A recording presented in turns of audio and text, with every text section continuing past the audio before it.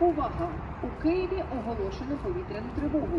Просимо всіх пройти до найближчого укриття. Найближче укриття розташовані в навчальних корпусах за номерами 1, 2, 4, 5, 8, 9, 12, 17, 18, 19.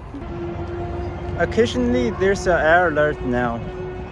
As you see in Ukraine, the air alert in Kyiv almost happens every day.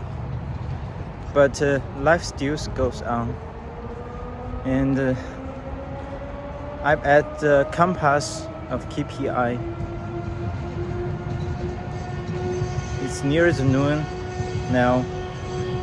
Lots of students finished their morning courses.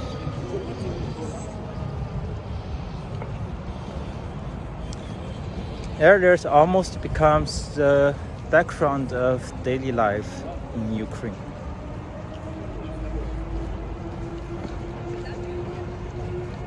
War is war, life is life.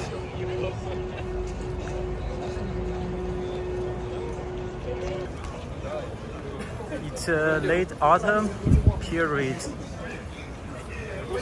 The campus is really beautiful.